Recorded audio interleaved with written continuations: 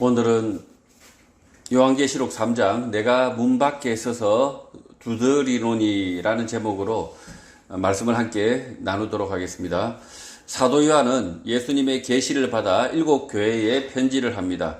편지의 목적은 고난 핍박을 받고 있는 7 교회 성도들에게 예수 그리스도의 재림과 심판의 메시지를 통하여 구원의 확신과 위로를 전하기 위해서이고, 이후 믿게 될 모든 성도들에게 재림과 구원을 확신시키기 위해서입니다.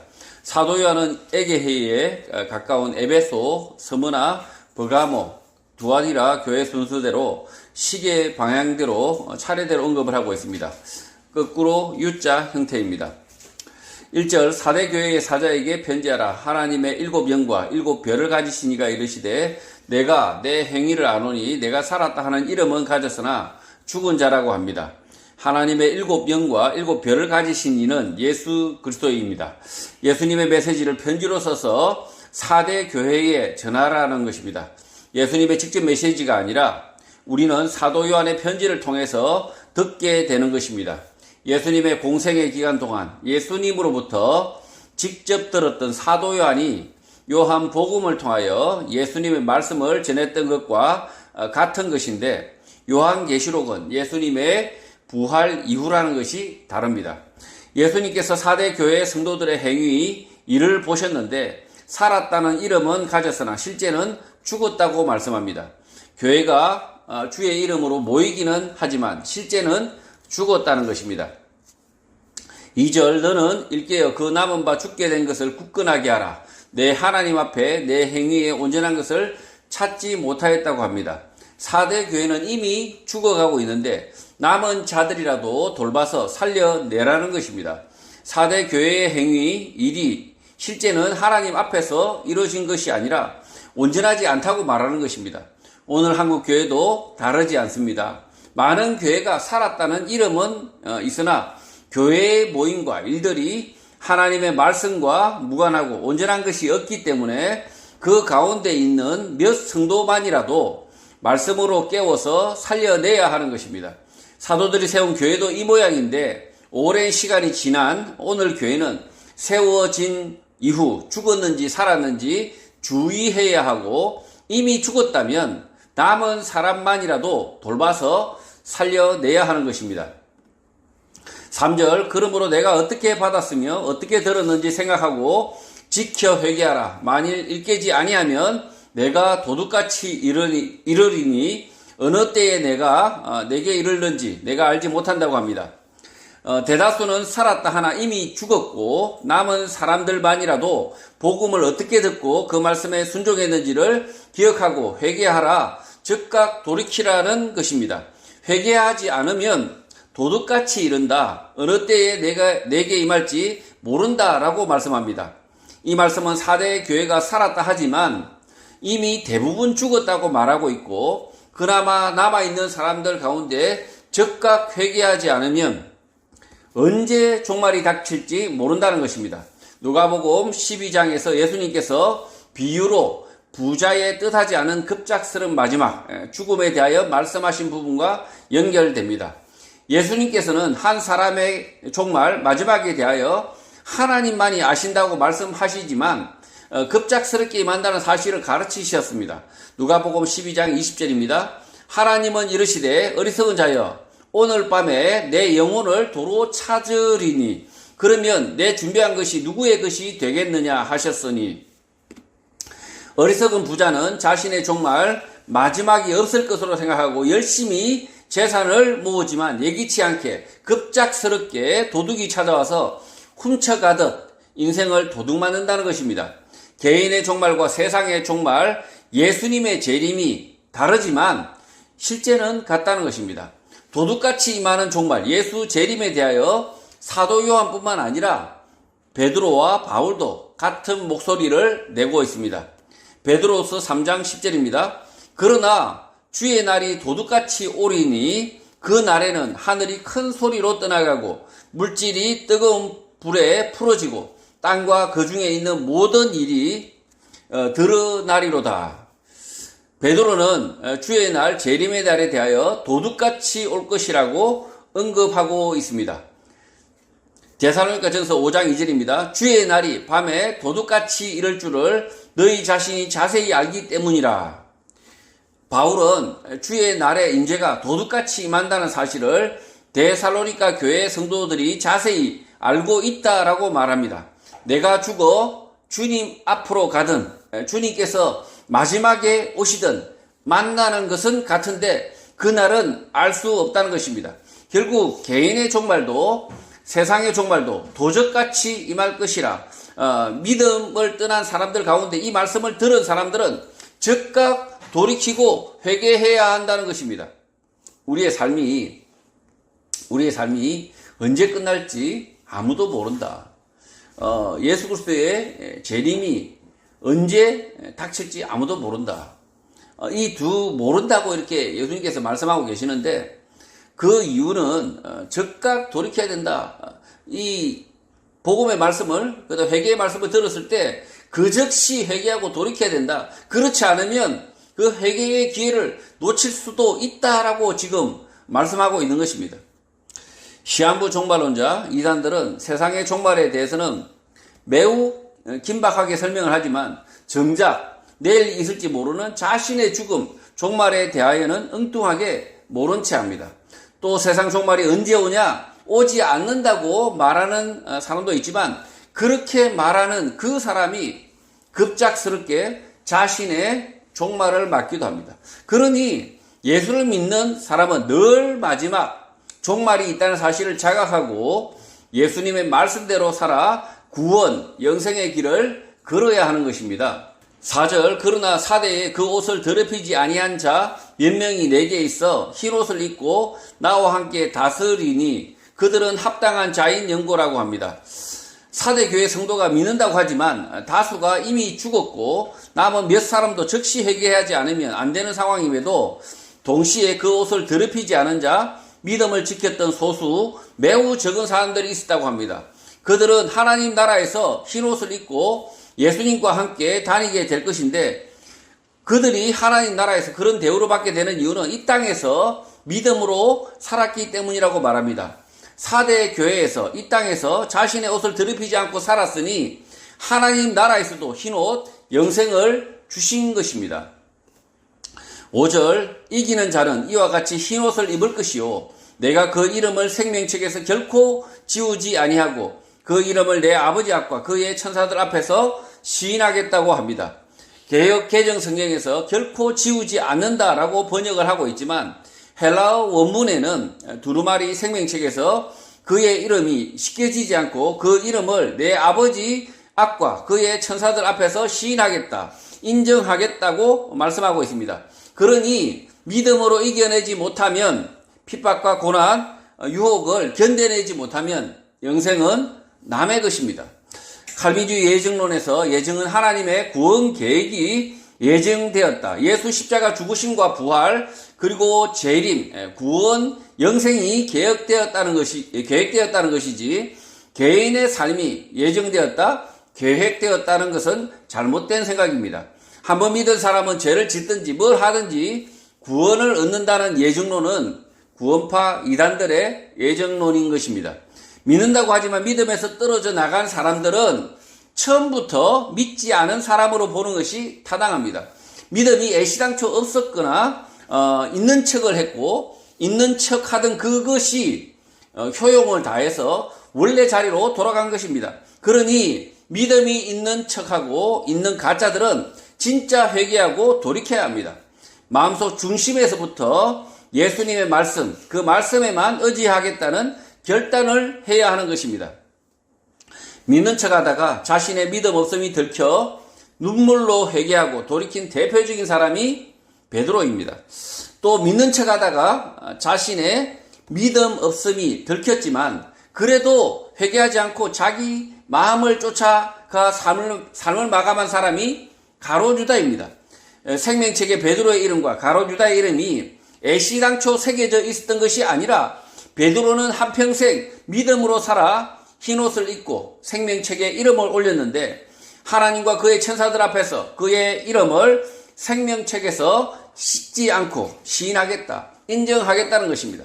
가롯 유다의 이름은 애시당초 생명책 두루마리와는 거리가 먼 것입니다. 지금 이 생명책 이렇게 되어 있으니까 마치 그 애시당초 그 생명책에 애시당초 내가 태어날 때 이미 그 생명책에 나의 이름이 적혀 있다 이렇게 생각하지만 실제는 그렇게 말씀하신 적이 한 번도 없습니다. 나의 삶을 믿음으로 살아내어서 그 생명책에 그 이름이 있는 거죠. 있는 건데 애시당초 그 이름이 있었는데 삶을 형편없이 사니까 그 생명책에서 지운다. 이렇게 생각하는 것은 전혀 다른 이야기입니다. 자, 그래서 이 생명책 두루마리가 마치 이미 기록되어 있다가 아니라 우리가 믿음으로 삶으로 살아냄으로써 그 이름에 자기의 이름을 올린다라고 생각하시면 그게 더 맞다는 거죠. 6절 귀 있는 자는 성령이 교회들에게 하시는 말씀을 들어야 한다고 합니다. 이 말씀은 아시아 7교회만 들어야 할 것이 아니라 귀 있는 모든 성도들, 앞으로 맺게 될 모든 성도들에게 하신 말씀입니다. 사도의 교회에 있었던 일이지만 성령께서 모든 교회들에게 하시는 말씀이라는 것입니다. 지금 교회 믿는다고 하는 사람들이지만 이 사대 교회에 뭐라고 말씀하고 있습니까? 믿는다고 하지만 죽은 자들이다. 지옥에 갈 자들이다. 구원과는 아무 상관없는 자들이다. 이렇게 말씀하고 있습니다. 아주 소수의 사람만, 그리고 다 죽었지만 그 남은 사람만이라도 일깨워라 라고 이야기하고 있고, 그리고 그 와중에도 믿음으로 살아낸 교인이 있다. 그 사대 교회에도 이렇게 다 죽어 있는 이 교회에서도 그럼에도 불구하고 아주 극소수의 믿음으로 자신의 삶을 끝까지 지켜낸 사람들이 있다라고 지금 말씀하고 있는 것입니다. 7절 빌라델비아 교회의 사자에게 편지하라. 거룩하고 진실하사 다윗의 열쇠를 가지시니 곧 열면 닫을 사람이 없고 닫으면 열 사람이 없는 그가 말씀한다고 합니다. 빌라델비아는 헬라어 우정, 사랑을 뜻하는 필로스와 형제, 동료를 뜻하는 아델포스가 결합한 도시 지명입니다. 또 미국 북동부 펜실베이니아주에 있는 18세기 미국의 수도 필라델피아시가 같은 이름이고 애칭으로 필리로 불립니다. 빌라델비아는 에게 북동쪽, 특히 내륙의 교통 요지이나 AD 17년 대지진으로 도시가 잿더미가 되었고 20년 주기로 지진의 위협을 받게 됩니다. 이런 도시에 복음이 전해졌고 교회가 세워졌는데 이 교회에 대하여 거룩하고 진실하사 다윗의 열쇠를 가지신 이가 열면 닫을 사람이 없고 닫으면 열 사람이 없다고 말씀하는 것입니다. 이 말씀과 비슷한 구절이 마태복음 16장 예수님께서 시몬 베드로에게 하신 말씀에서 나옵니다. 마태복음 16장 19절입니다. 내가 천국 열쇠를 내게 주리니 내가 땅에서 무엇이든 매면 하늘에서도 매일 것이요 내가 땅에서 무엇이든지 풀면 하늘에서도 풀리리라 하시고 천국의 열쇠를 베드로에게 주시겠다. 그 열쇠로 땅에서 매면 하늘에서 매이고 풀면 하늘에서도 풀린다고 말씀을 하셨는데 이 열쇠는 문을 여는 역할, 복음, 말씀으로 보는 것이 타당할 것입니다. 마찬가지 다윗의 열쇠도 같은 의미로 왕권을 상징하고 문을 열고 들어갈 수 있게 되는 것인데 구원의 문, 영생의 문에 열쇠를 가지고 계신다는 의미가 될 것입니다. 빌라델비아 교회 성도들은 현재 세상 권세로부터 핍박을 당하고 있고 또 다윗 왕국을 자랑스러워하는 유대인들로부터 고난을 당하는 상황이라 이 말씀이 위로가 되는 것입니다. 이 다윗의 열쇠라고 했을 때 실제 이 빌라델비아 교회를 핍박하는 사람들이 누구입니까? 그 다윗을 아주 자랑스러워하는 그 유대인들로부터 핍박을 당하고 있는데 그 예수 그리스도께서 다윗의 열쇠를 가지고 계신다라고 지금 말씀하고 있는 것이죠. 8절 볼지어다 내가 내 앞에 열린 문을 두었으되 능히 닫을 사람이 없으리라. 내가 내 행위를 아노니 내가 작은 능력을 가지고서도 내 말을 지키며 내 이름을 배반하지 아니하였다고 합니다. 빌라델비아 교회 성도들 앞에 열린 문, 영생의 문을 두었는데 닫을 사람이 없다고 합니다. 핍박과 고난 따위가 빌라델비아 교회 성도들을 넘어뜨리지 못한다는 것입니다. 빌라델비아 교회 성도들의 일, 행위를 아는데 그들은 핍박과 고난으로 인하여 할 수 있는 일들은 매우 적었지만 그럼에도 불구하고 예수님의 명령, 말씀대로 살았고 예수님의 이름을 배반하지 않았다, 부인하지 않았다고 합니다. 이 필라델비아 이 교회는 아주 핍박과 고난 때문에 이들이 할 수 있는 일이 매우 적었습니다. 매우 적었고 그럼에도 불구하고 그 적은 운신할 옴짝달싹도 못하는 이 지경인데도 불구하고 그럼에도 불구하고 믿음으로 그 자신의 일을 아주 적은 일들을 하며 예수 그리스도의 이름을 배반하지 않았다라고 지금 말하고 있는 거죠. 지금 공산사회에서도 이렇게 지금 대한민국에서는 우리가 할 수 있는 일이 참 많습니다. 이 빌라델비아 교회 같지 않다는 거죠. 할 수 있는 일이 많지만 안 하죠. 안 합니다. 그러나 지금 만약에 공산사회, 독재사회 속에서는 교회가 성도들이 할 수 있는 일이 매우 제한적입니다.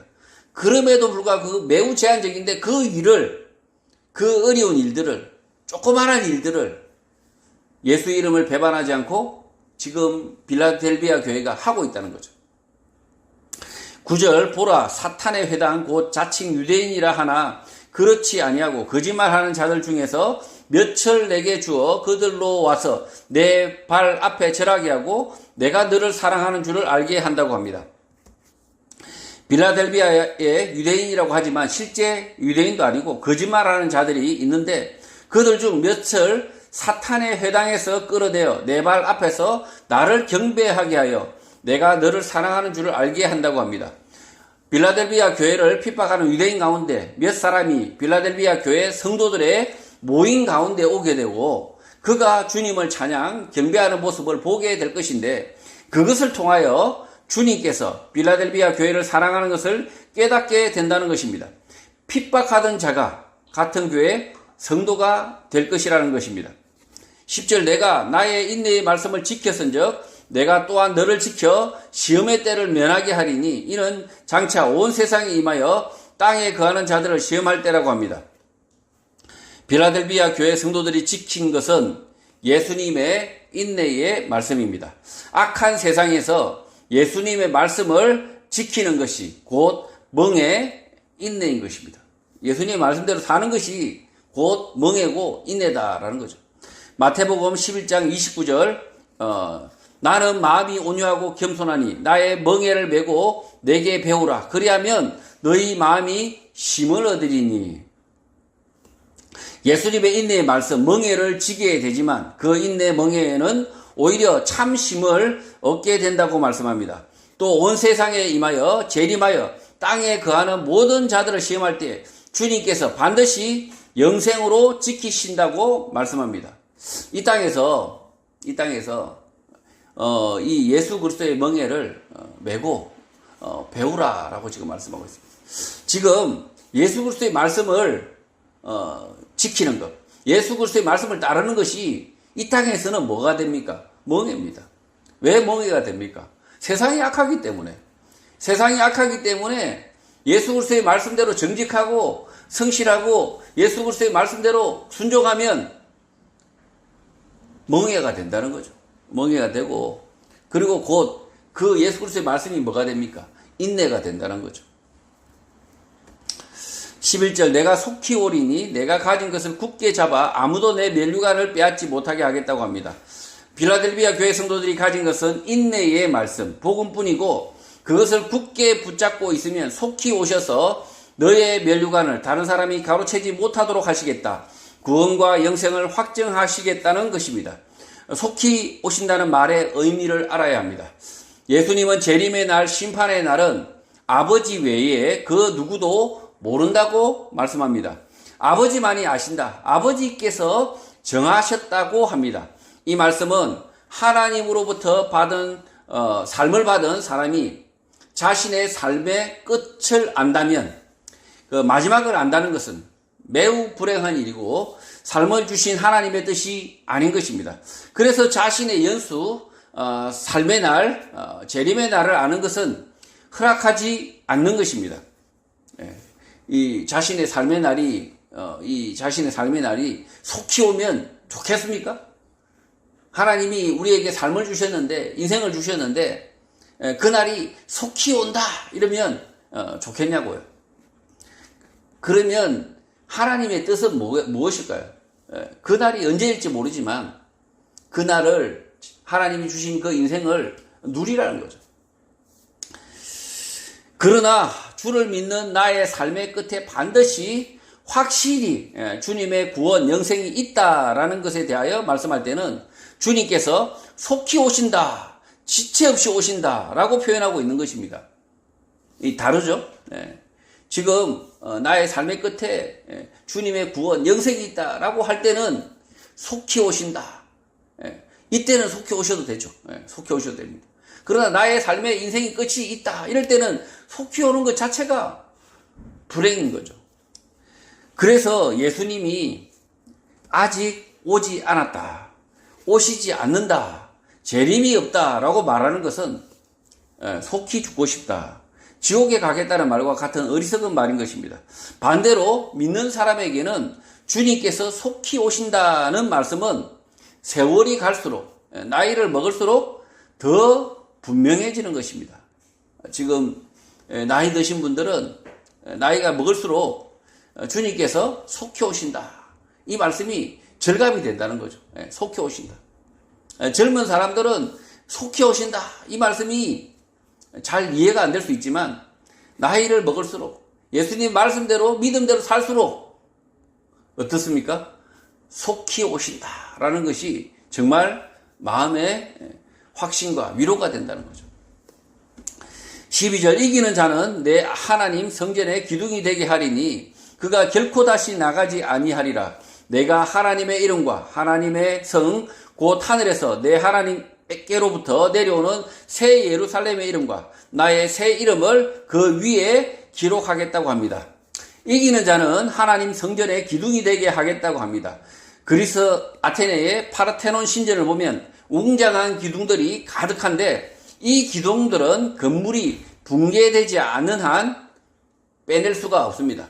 빌라델비아 교회 성도들에게 핍박, 고난을 믿음으로 이겨내면 하나님의 성전 기둥으로 우뚝 선다는 것이고, 이 기둥이 하나님 성전 밖으로 나갈 까닭이 없다는 것입니다. 사진은 이렇게 참조하시면 되고요.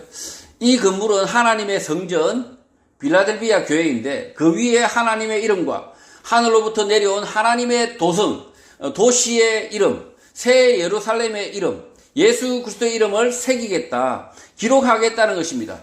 믿는 성도들이 있는 교회를 통하여 빌라델비아가 예수님의 이름이 새겨져 있는 새로운 도시, 나라로 바꾸어 주시겠다는 말씀입니다. 이 말씀은 마태복음 6장에서 예수님께서도 분부하셨습니다. 마태복음 6장 33절입니다.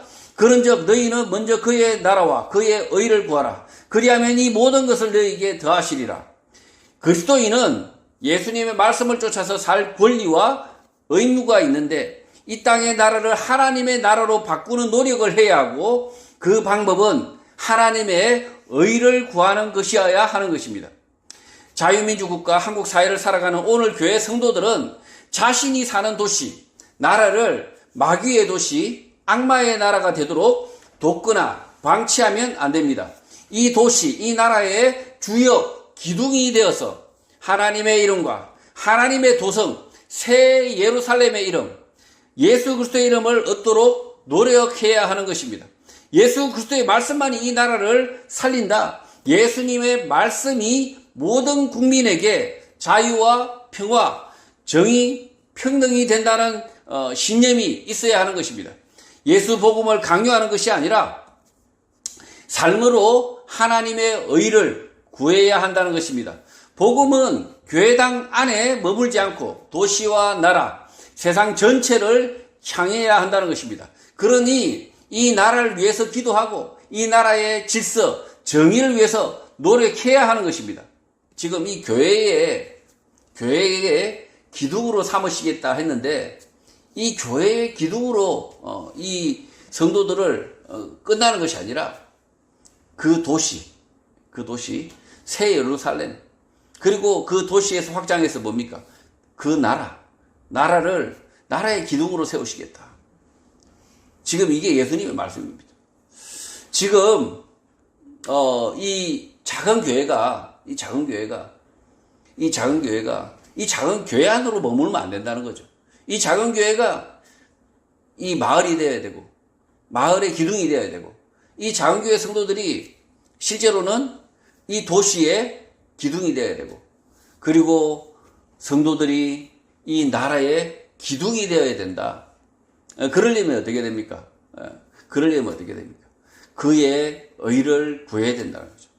예수 그리스도의 말씀을 쫓아서 의를 구해야 된다. 그것은 예수 그리스도 성도들의 의무다, 권리다라고 지금 말씀하고 있는 것입니다. 13절, 귀 있는 자는 성령이 교회들에게 하시는 말씀을 들어야 한다고 합니다. 위의 말씀이 빌라델비아 교회에만 한정된 것이 아니고 오고 가는 모든 성도들에게 공통된 말씀이다. 성령께서 교회들에게 분부하시는 말씀이라는 것입니다.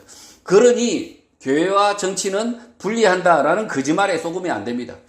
교회와 정치의 분리는 국가 권력이 교회의 다스림, 정치에 개입하지 말라는 원칙이지, 교회 성도들이 정치에 무관심하라, 방관하라는 원칙이 절대 아닌 것입니다.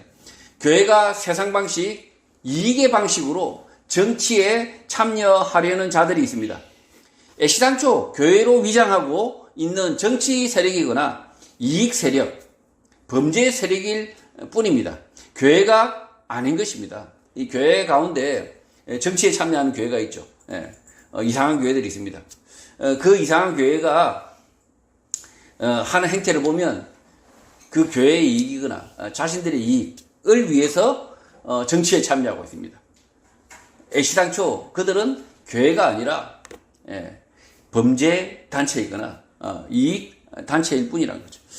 교회는 예수 그리스도의 말씀을 쫓아서 나라의 정치 문제에 참여해야 합니다. 나라가 혼란에 빠졌을 때, 길을 모를 때 빛과 소금으로 바른 길을 제시하고, 국가 지도자가 필요할 때 교회 성도들이 자기 몸을 바쳐 수고하고 헌신해야 하는 것입니다. 그렇게 하려면 교회 안에 예수 그리스도의 말씀에 충직한 성도가 가득해야 가능한 것입니다. 교회 표를 얻기 위하여 교회에 이름만 걸쳐놓은 성도가 있다면 제명하거나 정치를 하지 못하도록 교회 공동체가 출마 반대의 뜻을 분명히 해야 하는 것입니다. 어느 교회 출신 교회 성도가 예수님의 말씀과 정반대로 이 나라를 망친다면 그 교회는 마귀 소굴이라는 것입니다. 나라를 망치도록, 이웃을 해치도록 방치하는 교회가 하나님의 교회일 수 없는 것입니다. 지금 한국 교회가 마귀 소굴들이 많죠. 마귀 소굴들이 많습니다. 그 교회 성도가 정치에 참여했는데 예수 그리스도의 말씀이 아니라 전혀 엉뚱하게도 예수님의 말씀이 아니라 그 사탄의 그냥, 그래서 나라를 망친다는 거죠. 그 나라를 망치는 그 정치인을 배출한 교회가 그 정치인에 대해서 아무 말도 하지 않습니다. 그렇게 하면 자기 이웃을 해치도록, 자기 이웃을 살해하도록 교회가 방치하는 꼴이 되는 거죠.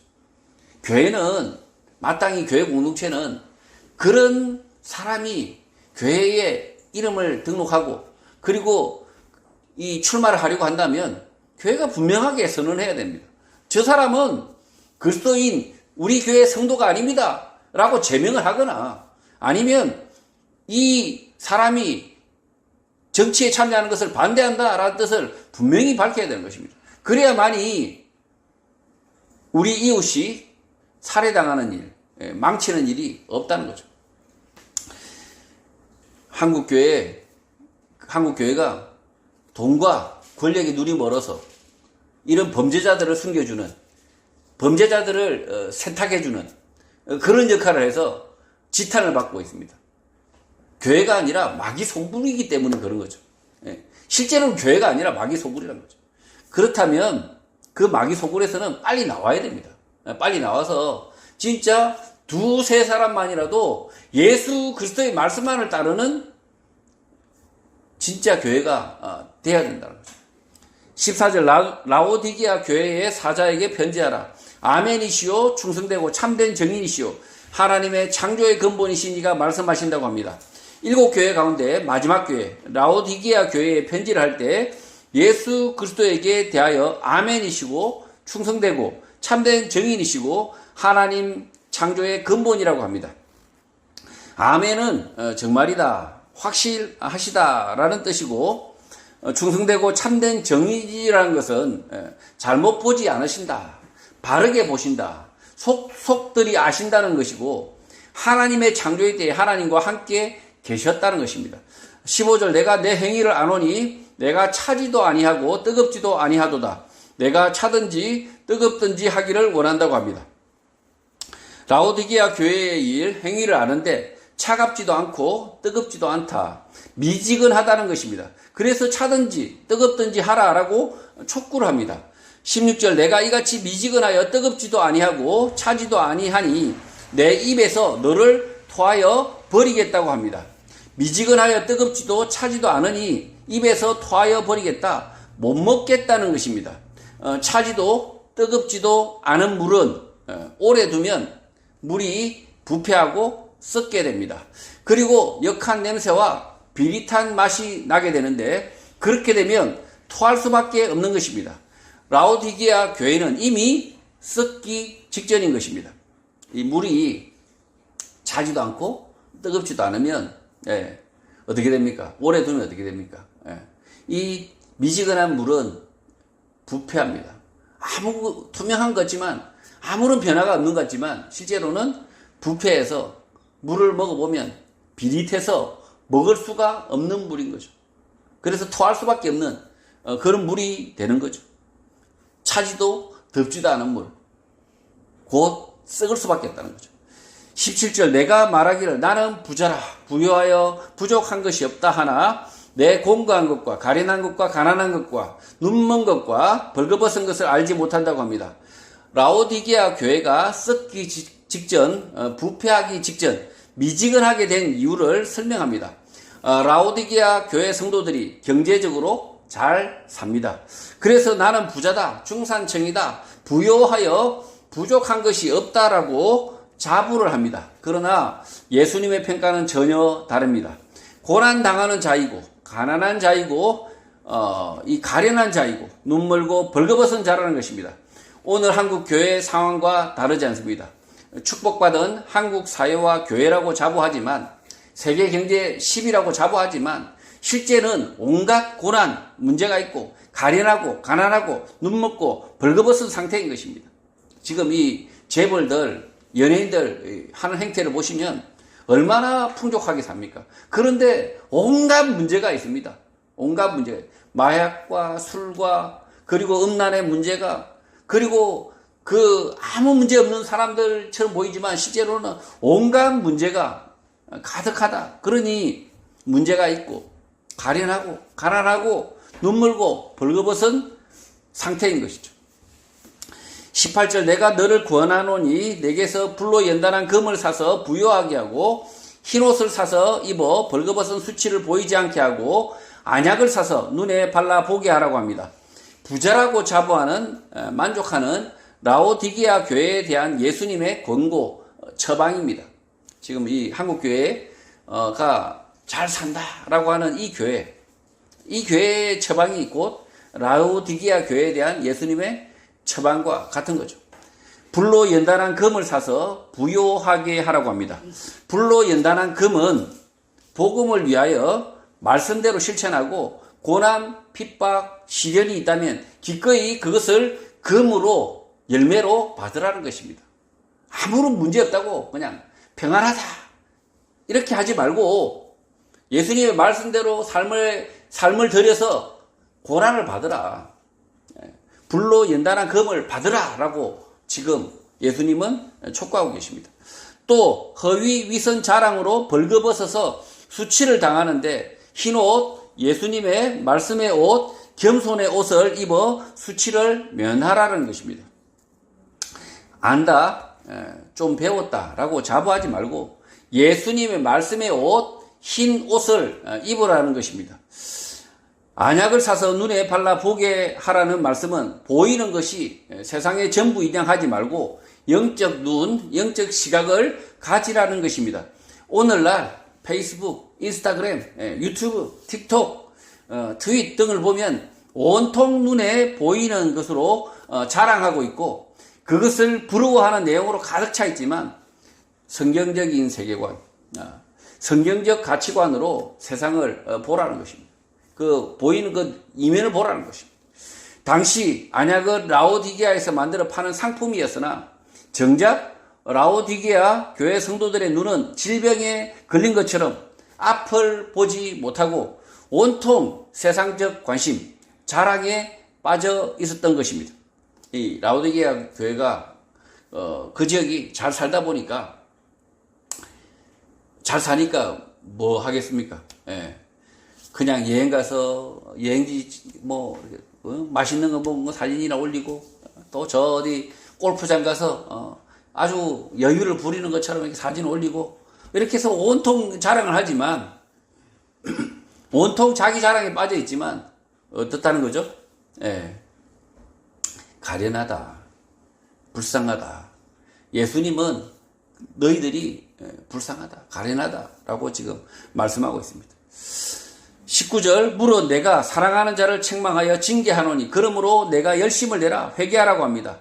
라오디게아 교회 성도들에 대하여는 칭찬은 없고 온통 책망과 징계뿐입니다. 책망하는 이유는 내가 입맞추는 자들, 사랑하는 자들이기 때문이고 열심을 내고 회개하기를 바라기 때문입니다. 지금 라오디게아 교회, 이 교회의 성도들 가운데서 구원 얻을 자가 있겠습니까?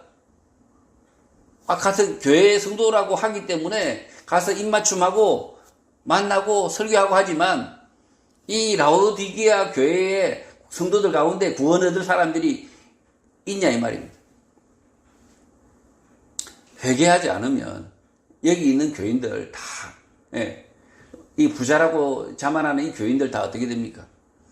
천국 문턱도 못 가는 거죠. 20절 볼지어다 내가 문 밖에 서서 두드리노니 누구든지 내 음성을 듣고 문을 열면 내가 그에게로 들어가 그와 더불어 먹고 그는 나와 더불어 먹는다고 합니다. 믿음을 떠나 썩고 부패하려고 하는 라오디게아 교회 성도들에게 예수님께서 일일이 찾아가서 문을 두드린다고 합니다. 라오디게아 교회 성도들에게는 예수님이 반가운 손님이어야 하지만 불행하게도 문을 열지 않을 성도가 많을 것으로 예상이 됩니다. 문을 열면 현재 가지고 있는 부요함이 사라지고 불로 연단한 금을 대신 얻을 것 같기 때문입니다. 그래서 문을 열지 않습니다. 예수님은 누구든지 내 음성을 듣고 다시 문을 열면 내가 그에게로 들어가 그와 더불어 먹고 그는 나와 더불어 먹는다고 말씀합니다. 문을 연 사람이 조금의 희생, 헌신으로 예수님을 대접하겠지만 예수님께서 그를 풍족하게 먹이시겠다, 베푸시겠다는 것입니다. 회개하고 돌이키는데 조그만 헌신, 희생이 있을 수밖에 없는데 라오디게아 교회 성도들 가운데 다수가 문을 열지 못하고 세상의 것으로 배부르다가 말 것으로 보이는 것입니다. 현재 부유한 나라, 교회의 문제의 축소판이 라오디게아 교회입니다. 부요하니 영적 눈이 멀어서 세상 것만 보게 되고 심지어 예수님께서 문 앞에서 두드려도 없는 채 하는 것입니다. 문을 두드리는 분이 누구신지 알지만 문을 열지 않는 것입니다. 모르는 사람이 문을 두드리고 있는 게 아니라는 거죠. 라오디게아 이 교회 성도라고 하는 사람들이 예수님이 찾아가서 문을 두드리는데 열지 않습니다. 열게 되면 자신의 그 안락과 자신의 그 방종과 자신의 그 재산들이 날아갈 것 같으니까, 자신의 그 풍족한 삶이 날아갈 것 같으니까, 그러니까 문을 열지 않는 거죠. 문을 열지 않고 어떻게 되겠습니까? 세상의 안락을, 세상의 풍요를 즐기다가 지옥으로 가겠죠. 지금 20절에 이 말씀이 볼지어다 내가 문 밖에 서서 두드리노니 누구든지 내 음성을 듣고 문을 열면 내가 그에게로 들어와 그와 더불어 먹고 그는 나와 더불어 먹는다라는 이 말씀이 아는 성도들이 그러고 있다는 거죠. 라오디게아 교회 성도라고 하는 사람들의 집 앞인데 그러고 있다는 거죠. 이것은 믿지 않는 사람들에게 주신 말씀이 아니라는 거죠. 라오디게아 교회 성도들에게 주신 말씀이에요. 뻔히 알면서 문 안 열어주는 거죠. 뻔히 아는데.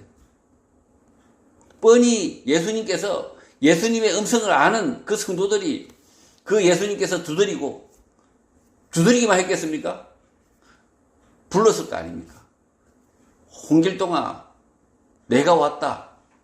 그럼에도 불구하고 없는 채, 모른 채 문을 열지 않습니다. 이게 누굽니까? 라오디게아 교회 성도들이 그러고 있다는 거죠. 21절 이기는 그에게는 내가 내 보좌에 함께 하여 주기를 내가 이기고 아버지 보좌에 함께 앉은 것과 같이 한다고 합니다. 예수 그리스도께서 십자가 고난, 죽음을 이겨내고 하나님의 보좌에 함께 앉는 것과 같이 이기는 그에게 예수 그리스도의 보좌에 함께 앉게 하신다는 것입니다. 22절 귀 있는 자는 성령이 교회들에게 하시는 말씀을 들어야 한다고 합니다. 라오디게아 교회에 대하여 하신 말씀이지만 귀 있는 자, 오고 가는 모든 성도들은 성령이 교회들에게 하시는 말씀을 들어야 한다는 것입니다. 특별히 라오디게아 교회 성도들에게 말씀하셨듯이 예수님께서 문 밖에서 서서 두드리는 성도가 있다는 것입니다. 지금까지 예수를 믿는다고 하지만 자기 생각에 사로잡혀 예수님의 말씀에 마음의 문을 열지 못하고 예수님의 말씀에 눈을 뜨지 못하여 바르게 보지 못하는 성도는 안약을 발라 눈을 떠야 하는 것입니다. 회개를 해야 하는 것입니다.